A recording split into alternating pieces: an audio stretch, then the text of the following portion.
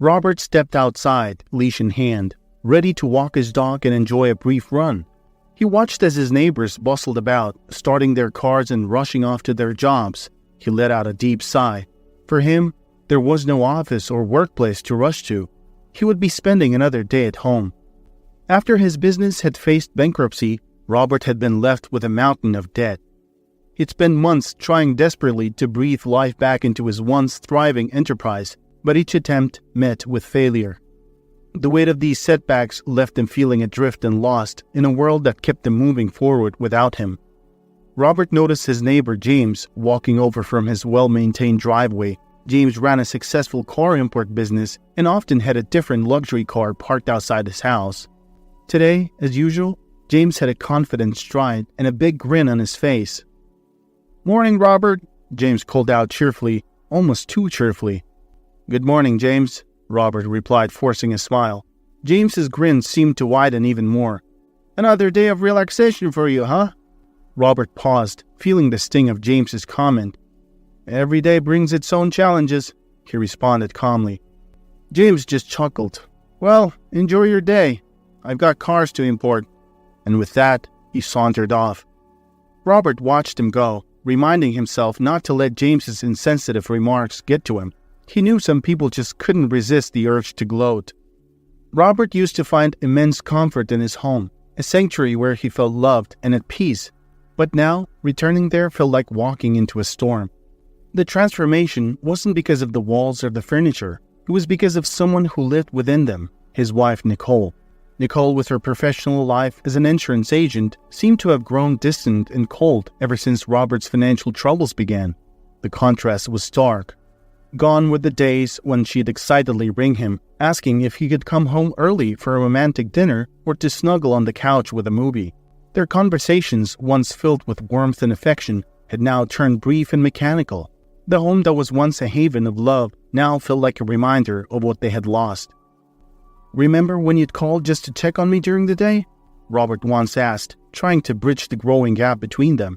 Nicole responded curtly without looking up from her papers. "Things change, Robert."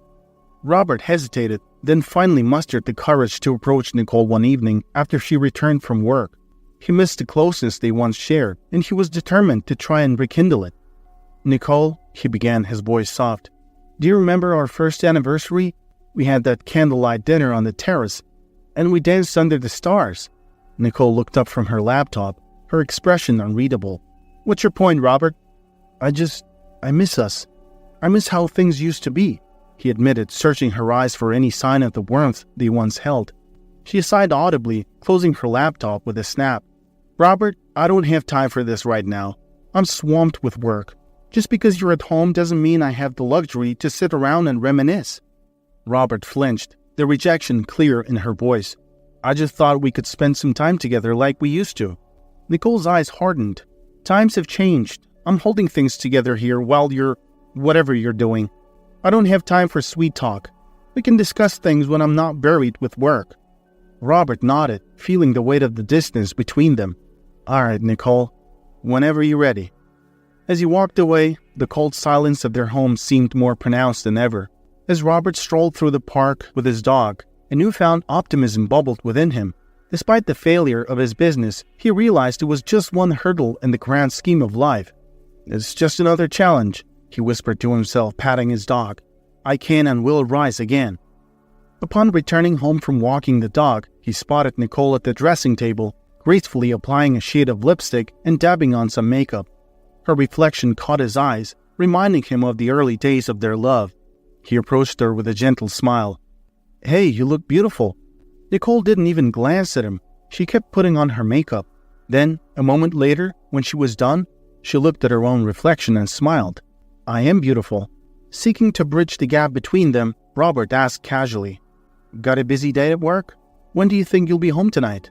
She paused, eyeing him curiously. "Around 7, I think. Why?" Robert winked. "Oh, no reason. Just thought I'd ask."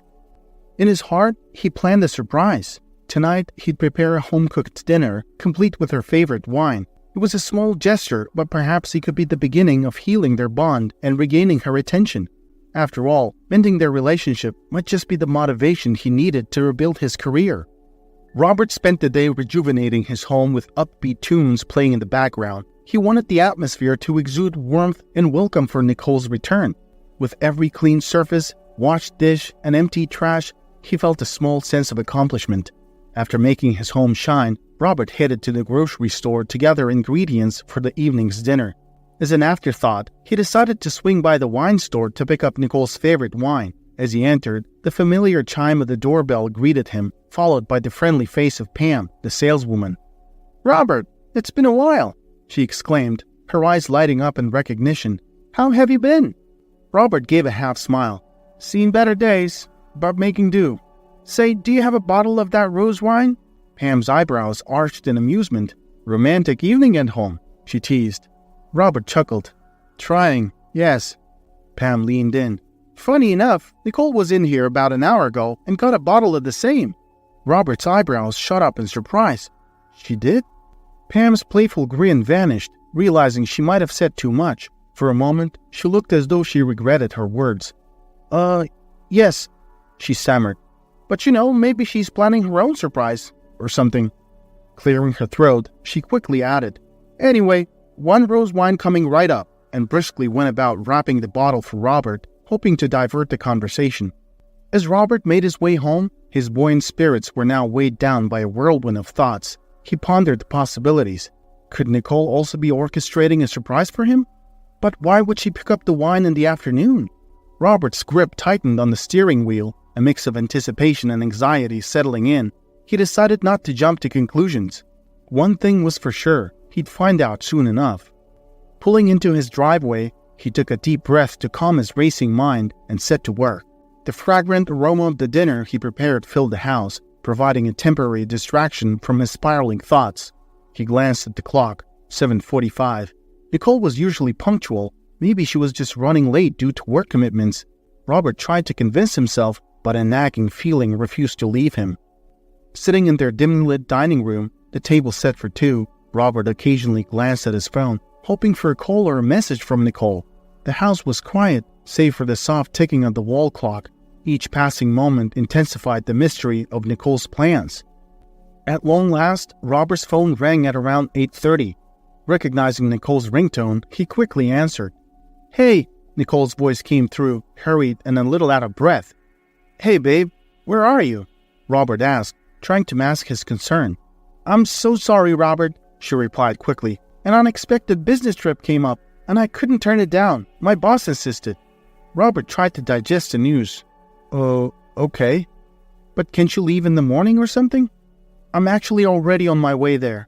She sighed and added, "It's a significant opportunity. It could open some doors for me." Robert took a deep breath. He wanted to be understanding, especially considering his recent setbacks. "I get it. I wish you had told me sooner, though." I know, Nicole replied, the rush in her voice evident. "Everything happens so fast. I really have to go, Robert." Robert looked at the beautifully set table and the dinner he'd prepared. "All right. Take care, Nicole. Call me when you can." Nicole's voice softened. "Okay, I will. I'll be back soon. Bye. And by the way, I don't know how long it's gonna last. Maybe like 2 weeks or so?" As the line went dead, Robert sank into a chair, his shoulders drooping with the weight of the evening's turn of events. He wrestled with his thoughts, trying to piece together the puzzle. The unexpected business trip seemed plausible, but the earlier purchase of wine kept gnawing at him.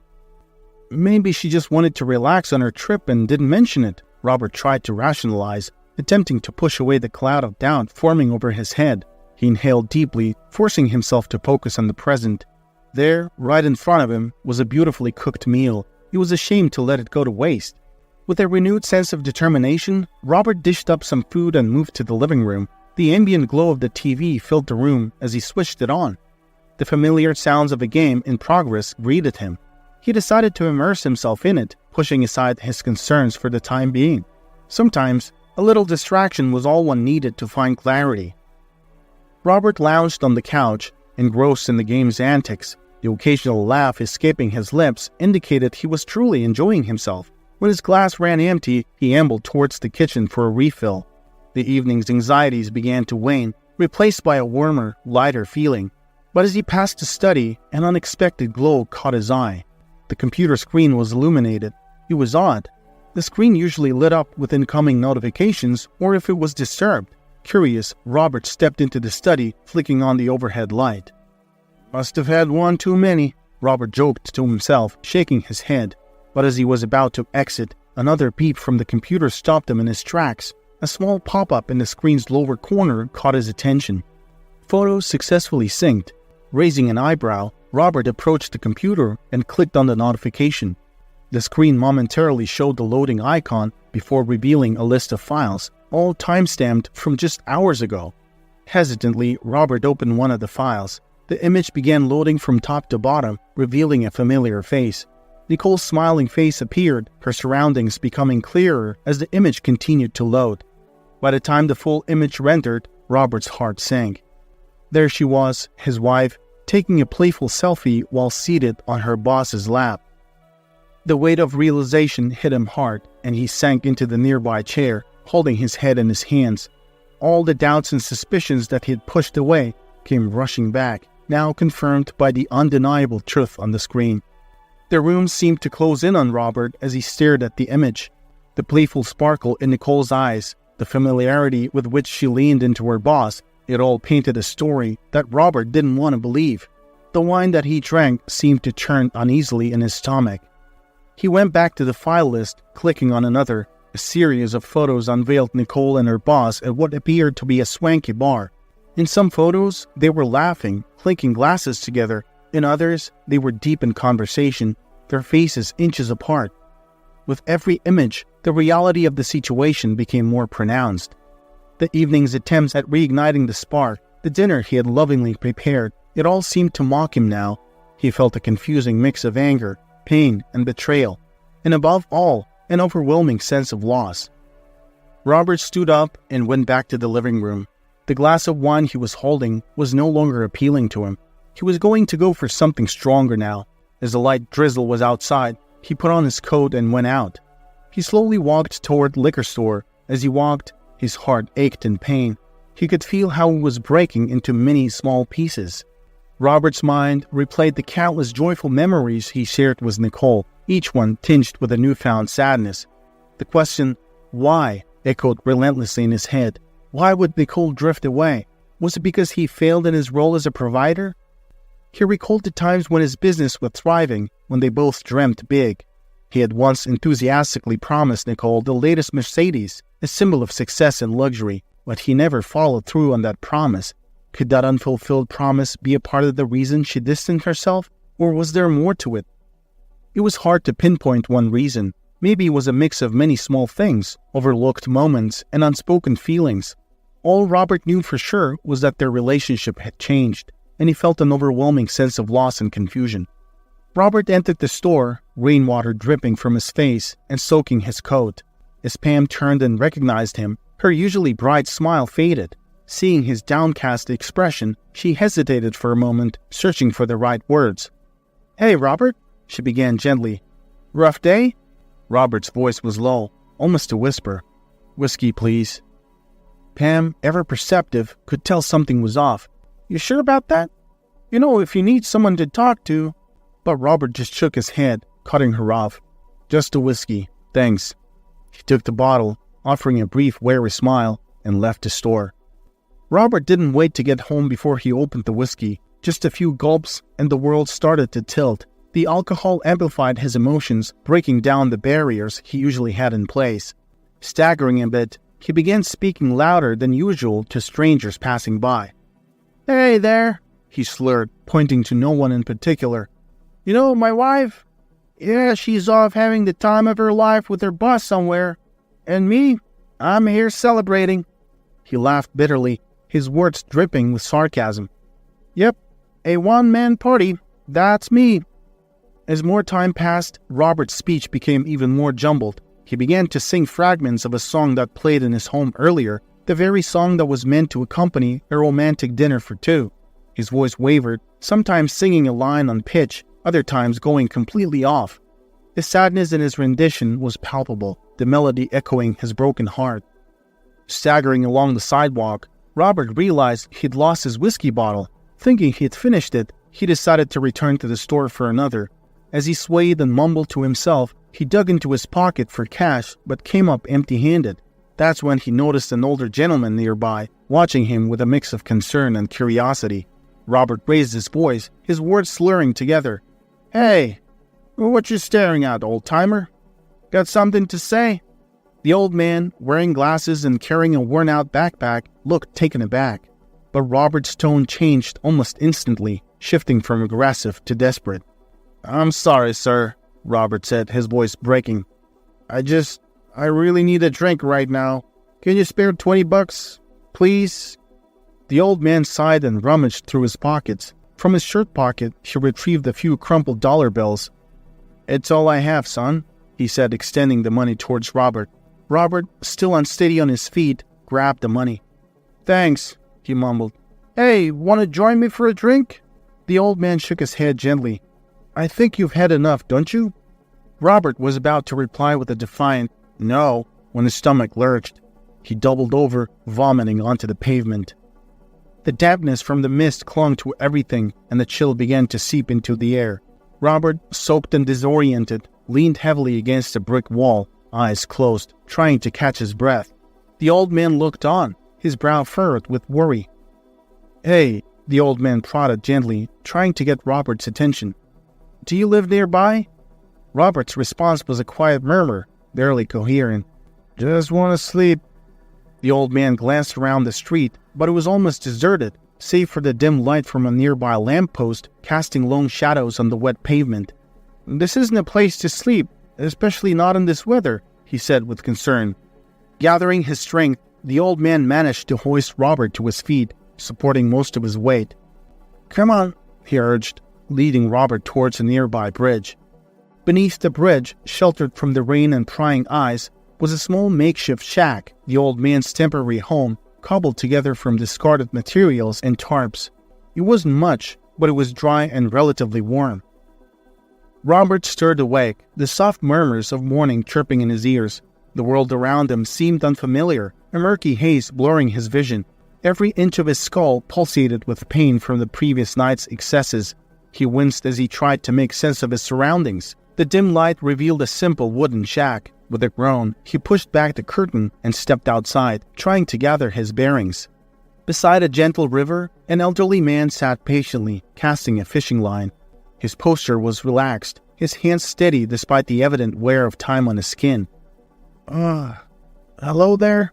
Robert called out, cautiously approaching. The old man glanced up, a knowing smile touching his lips. "Morning, young man. Took a while for you to wake up. Had a bit too much fun, did we?" Robert, momentarily disarmed by the man's warmth, hesitated. I'm sorry. I don't remember how I ended up here." The man chuckled. "Name's Jim. Jim Hughes. You had a bit too much drink last night and ended up passing out on the pavement. Didn't seem right to leave you there, so I brought you here." Robert's cheeks flushed with embarrassment. "Thank you, Jim. I hope I didn't cause any trouble." Jim leaned back, the sun reflecting off his worn eyes. "You were a bit loud, I'll admit. Kept shouting about your wife, but no harm done." Robert's face paled, the weight of the night's events pressing down on him. "I'm sorry. I've been having a hard time lately." Jim's gaze softened. "Hey, no need to explain. Life throws curveballs. I've been in your shoes, grieving and lost. Just remember, pain has its own way of healing, and time helps. For now, how about some breakfast?" Before Robert could ask any more questions, he blurted out, "Do you have anything to drink? My head feels like it's splitting apart." Jim chuckled, casting a knowing glance at Robert. "I figured as much. I'm already on it." Soon, the aroma of simmering fish soup wafted through the air. Robert watched as Jim expertly chopped onions and greens, adding them to the pot. His stomach rumbled in response, and his mouth watered. "That smells heavenly," Robert commented, grateful for Jim's kindness. "Just an old recipe passed down in my family," Jim replied with a wink. "Perfect for mornings like these." As they savored the warmth and flavor of the fish soup cooked under the open sky, Jim took a moment to advise Robert. "Life's too short to let the bottle control you." Robert sighed, stirring the soup with a spoon. Jim looked at him, pausing for a moment.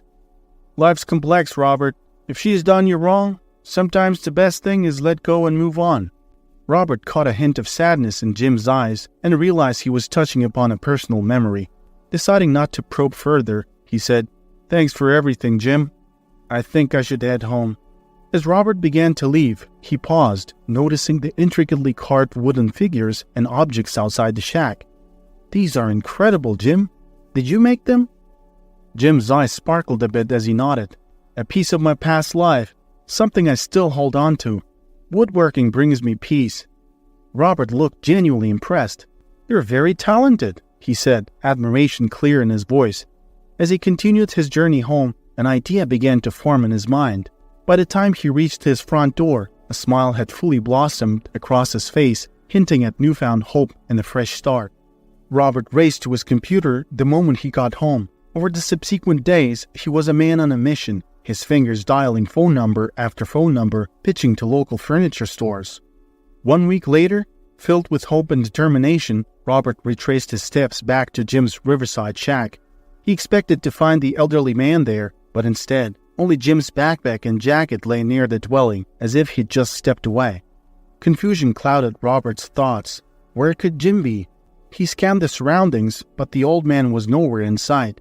Maybe he's out fishing or gathering wood, Robert mused, contemplating coming back the next day. As he started his trek back, a small sharp stone managed to sneak into his shoe. Each step grew increasingly uncomfortable, like an incessant itch he couldn't scratch. He let out a sigh of irritation and found a flat spot to sit down, eager to remove the annoying intruder. However, as he lifted his shoe, his eyes darted past it to a lone silhouette standing precariously close to the edge of the bridge in the distance. A surge of panic gripped Robert. It looked all too familiar. Without a second thought, he hastily slid his shoe back on, not even bothering to tie the laces. "Hey!" he shouted, desperation evident in his voice. The person was too close to the edge, and Robert feared the worst. With each pounding step, he hoped to reach them in time, praying they would hear him and step back to safety. Robert's feet pounded against the wooden planks of the bridge. The closer he got, the clearer Jim's figure became. At first, Robert's face lit up with relief at having found his friend, but the sight of a coiled rope on the ground next to Jim wiped the smile from Robert's face, replacing it with a gut-wrenching fear. Jim's eyes, filled with pain and unshed tears, met Robert's. The despair in that gaze said everything that words couldn't. Without hesitation, Robert took a careful step towards Jim, his movements slow and deliberate, not wanting to startle him. He reached out, wrapping an arm securely around Jim's shoulders. They stood there, two souls on that bridge, a shared moment of raw vulnerability between them. Robert tightened his grip, feeling Jim's body tremble. As Jim's tears finally flowed, Robert pulled him into a tight embrace, the weight of the moment pressing down on them both. "It's all right," Robert whispered into Jim's ear, his voice steady and comforting. "I'm here. We'll get through this together." As they sat together on the bridge, Jim began to unravel the threads of his life piece by piece to Robert. "I served my country," he started, his voice wary. "When I came back, I took up a job at a food processing plant. It wasn't much, but it was honest work." Jim paused, his eyes distant, reflecting on a past that once was. "I had managed to get a small apartment. My daughter was my world, and I did everything I could to provide for her." He rubbed his forehead, the weight of his memories pressing down. "But then the plant downsized, and I was left without a job." Jim took a deep breath. "It happened so fast. Before I could find another job, I missed my rent. Just a week later, I was thrown out. I had nothing, no backup." Robert could see the pain in Jim's eyes. "It felt like doors kept shutting on me," Jim continued. "The eviction left a black mark on my credit, and finding a job became even more challenging. Many companies didn't want someone with a record of being laid off." He looked down, fidgeting with his hands. "A few buddies helped me get back to my hometown, hoping I'd find some luck there, but no one wanted to employ a man without a fixed address. Even when I did land an interview, they turned me away because I had no permanent place to stay." The anguish in Jim's voice deepened. "The law wasn't kind either. I'd be picked up for sleeping in places I wasn't supposed to. I got sick, real sick, but help was scarce." His voice trembled. "Eventually, I found refuge in a friend's van, but that was temporary. That's when I stumbled upon the shack by the bridge." He sighed heavily. "The hardest part was knowing my daughter was out there, thinking her father had abandoned her. But how could I face her in this state?" Robert initially overlooked it, but Jim was deeply despondent. Feeling lost and without any hope for a brighter future, he had approached the bridge in desperation. There was an unexpected pull in Robert's heart towards Jim. This elderly man, with a demeanor so gentle and a smile so pure, evoked a protective instinct in him. Walking beside him back to the shack, Robert spoke with genuine warmth. "Jim, life has thrown some tough punches your way, but you're not alone in this fight anymore." Jim's eyes glistened, reflecting a mixture of gratitude and surprise. Robert's thoughts raced with possibilities. He had the idea, and Jim had the skills. Why not combine them? "Listen, Jim," he started, a spark of excitement in his eyes. "I've been thinking of setting up a little furniture business. How would you feel about joining me? Maybe we could start with something simple, like cradles." Jim looked at him, startled by the unexpected proposition, but slowly a light began to shine in his eyes, one that had been absent for a long time. "You'd trust me with that?" he asked hesitantly. "I wouldn't have offered if I didn't," Robert replied with a confident smile. Over the next fortnight, the garage at Robert's house echoed with the sounds of sawing, hammering, and laughter. Together, they crafted beautiful wooden cradles, each piece telling a story of hope and new beginnings. Jim became more than a guest at Robert's home. They shared meals, stories, and dreams, becoming more like family with each passing day. Robert loaded the wooden cradles into his truck and headed to the local furniture stores. With their intricate designs and expert craftsmanship, the cradles instantly caught the attention of store owners. "These are beautiful. Who made them?" one store owner asked, admiring the detailing. "My friend Jim," Robert said proudly. "He's incredibly talented." It wasn't long before the cradles became a hit. Customers loved their uniqueness and the quality craftsmanship that went into each piece. Word spread, and soon more and more stores were reaching out to Robert and Jim with orders. One day, Robert got a call from his wife Nicole. When her caller ID flashed on the smartphone screen, Robert's heart skipped a beat. Memories were still fresh. Nicole didn't say much during her call. She said she was being held up and might actually travel abroad for some time. Robert tried to mask the surprise in his voice. "Oh, what's going on?" There was a brief pause, and Nicole cleared her throat. "I need a favor. Can you arrange a loan for me? I need the money urgently." Robert hesitated, thoughts racing. Given their history and the suddenness of her request, he felt uneasy. "Nicole, I'm sorry, but I can't do that right now." She let out an audible sigh, her irritation evident. "Fine," she said sharply. "Forget it." Before Robert could respond, the line went dead. Jim and Robert's collaboration had taken off. The demand for their finely crafted cradles was surging, and their small workspace was quickly becoming inadequate. With each passing day, it was clear they needed more room to handle their growing business. Robert recalled a conversation with his friend Mark, who once mentioned an old barn he owned just outside of town. It was spacious, sturdy, and had been vacant for years. The transition to the barn was seamless. They hired a couple of locals who were eager to learn the craft and be a part of their success. With the growing workload, Robert found himself managing operations from his home office more frequently. One evening, after an intense day at the barn, Jim came home to a surprise. He stepped into the house to find Robert bustling around in the kitchen, a scene that was quite out of the ordinary. Usually, they'd share a simple dinner with the rest of the crew back at the barn before calling it a day. However, tonight was different. The table was neatly set, and the aroma wafting through the air was enticing. Robert noticed Jim standing there, a little bemused, and motioned him to take a seat at the table. "Sit down, Jim. Dinner will be ready in a bit," Robert said with a friendly smile. Jim, though confused, obliged and took a seat, watching Robert as he moved about the kitchen with a sense of purpose. Soon, Robert joined him at the table, shedding his apron. His face broke into a wide grin that intrigued Jim even more. "I hope you won't be mad at me, Jim," Robert began, his eyes twinkling with an emotion Jim couldn't quite place. Before Jim could inquire further, the doorbell chimed. Robert sprang up to answer it.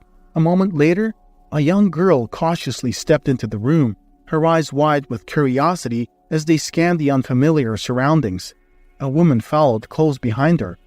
Jim's face went pale and then flushed with emotion as he recognized his daughter, Mindy.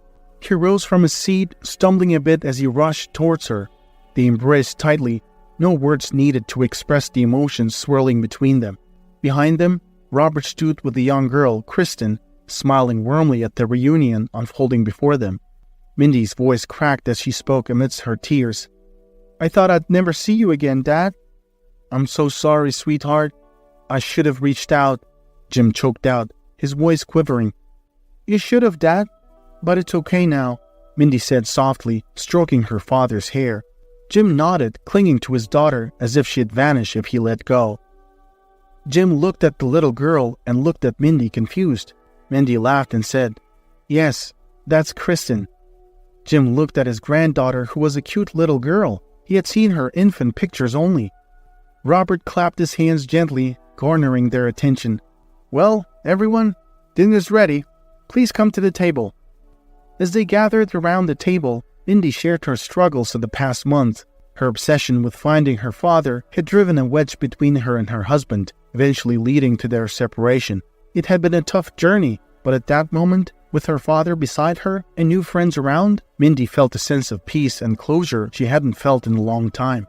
The warmth and laughter in Robert's house multiplied with Mindy and Kristen's presence. They added a delightful energy that Robert recognized was healing for him. He invited them to stay, knowing how much it would help his friend to rebuild the lost bond. One evening, while Robert was engrossed in paperwork in his home office, the main door creaked open. He knew it wasn't Jim or Mindy. They always announced their return cheerfully. Peering out, he saw Nicole. She looked drained, her shoulders slouched and bags under her eyes.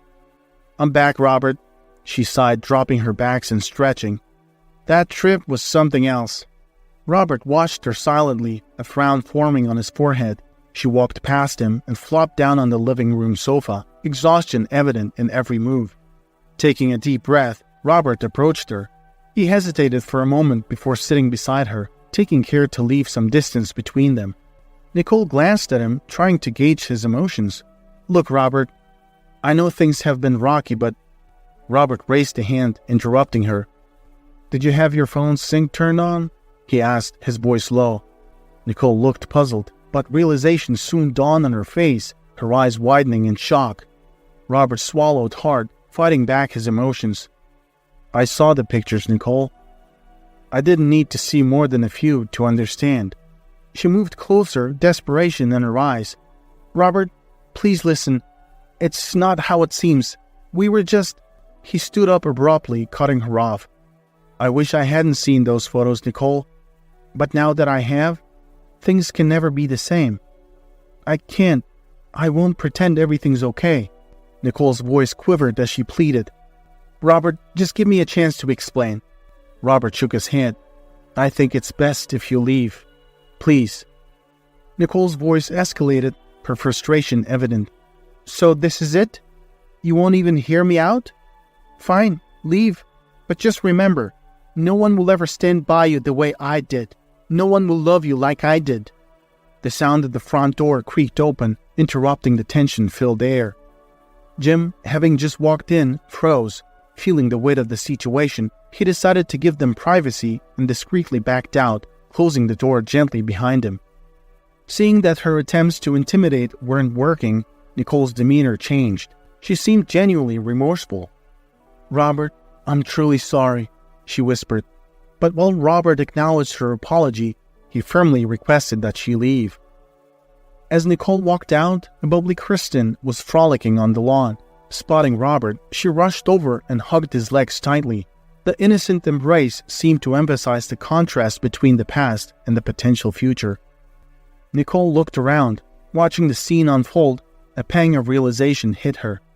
Maybe someone else would indeed offer Robert the love and respect he deserved, something she had failed